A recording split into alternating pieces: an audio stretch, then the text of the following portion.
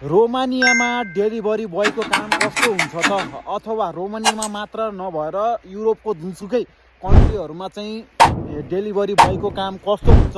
धेरै साथीहरूले चाहिँ सोध्नु भएको प्रश्न विषय थियो। पुरा भिडियो हेर्नु होला र भिडियोलाई सक्दो सेयर गर्नु होला है।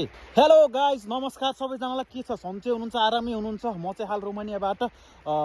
आज चाहिँ म खासमा भन्नुपर्दा चाहिँ डेलिभरी बोयको बारेमा मलाई धेरै साथीहरूले मेसेज गर्नु भएको थियो, कलै पनि गर्नु भएको थियो। डेलिभरी बोयको काम कस्तो हुन्छ दाजु, के कस्तो हुन्छ, कति हुन्छ स्यालेरी, कति घन्टा काम गर्नुपर्छ र के हुन्छ, कम्पनीहरूको के छ नियमहरू, रोमानियाको नियमहरू के छ भनिदिनुहोस् न प्लिज भन्नुभएको छ। यो भिडियो तपाईँहरूको लागि पुरा हेर्नु होला। र रोमानियामा डेलिभरी धेरै थरीका धेरै प्रकारका चाहिँ डेलिभरीहरू छन् है। र जस्तै ग्लोबो, बोल्ट फुड, ताज, उबर र यिनीहरू जस्ताले चाहिँ सहरहरूमा चाहिँ डेलिभरीहरूको चाहिँ कामहरू गर्ने गर्छ। र प्रायः जसो नेपालबाट नभई अन्य कन्ट्रीहरूबाट पनि यस कम्पनीहरूमा उसमा चाहिँ कामहरू धेरै साथीहरूले गरिराख्नु भएको छ। र फुड डेलिभरी मात्र नभएर चाहिँ Amazon, partners, fan couriers, DHL आदि जस्ता चाहिँ धेरै चाहिँ फ्यान कुरियरहरू चाहिँ अरू पनि डेलिभरीहरू हुन्छन् र त्यसमा पनि हुन्छ। तपाईँहरूले चाहिँ डेलिभरी भन्ने बित्तिकै फुड मात्र डेलिभरी हुन्छ भन्ने नसोच्नु होला।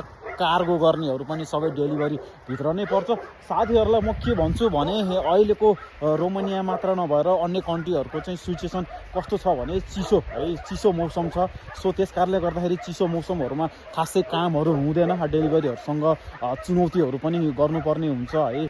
र हेर्दाखेरि सहज र सजिलो देखे तापनि डेलिभरी बोयको काम भने चाहिँ अलिकति कष्टपूर्ण नै छ, अलिकति चुनौती छ है साथीहरू। तपाईँहरूलाई मैले पहिलाको भिडियो मार्फतहरू पनि भनिराखेकै हुन्छु, जुन रोमानियामा चाहिँ सिजन अफ सिजन भन्ने हुन्छ, जुन सिजनको बेलामा तपाईँहरूले चाहिँ जुन फुड डेलिभरीमा चाहिँ राम्रो पैसा कमाउन सक्नुहुन्छ है, राम्रो पैसा कमाउन सक्नुहुन्छ। टिप्सहरू हुन्छ, घन्टाको हिसाबले हुन्छ है। तपाईँहरूलाई चाहिँ पर्सेन्टमा छुट्याएको हुन्छ भने अफ सिजनहरूमा चाहिँ तपाईँहरूलाई एकदमै चुनौती हुन्छ, किनभने एकदमै चिसो हुन्छ। बाहिर काम गर्दाखेरि तपाईँहरूको ज्यान पनि एकदमै जोखिममा हुन्छ, एकदमै गाह्रो हुन्छ, किनभने धेरै साथीहरूलाई चाहिँ चिसो मौसम चाहिँ मन नपर्ने हुन्छ। धेरै साथीहरूलाई चिसो मौसममा चाहिँ बिरामी हुने पनि अवस्था हुन्छ।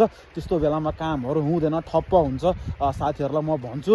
र स्यालेरीहरूमा चाहिँ कम्पनीहरूमा डिपेन्ड हुन्छ तपाईँहरूलाई स्यालेरी चाहिँ, किनभने तपाईँहरूले पर्सेन्टमा घन्टाको आधारमा काम गर्नुपर्ने हुन्छ। तपाईँहरू डाइरेक्ट कम्पनीले चाहिँ राखेको छ भने चाहिँ तपाईँहरूलाई चाहिँ महिनावारी पैसाहरू दिन्छ, नत्र भने चाहिँ तपाईँहरूले चाहिँ कति घन्टा काम गर्नुभएको छ, दिनमा रातमा कसरी खटिनु भएको छ त्यो अनुसारको दिन सक्छ।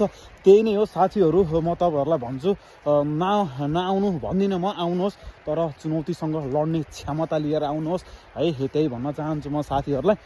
हस्, धन्यवाद।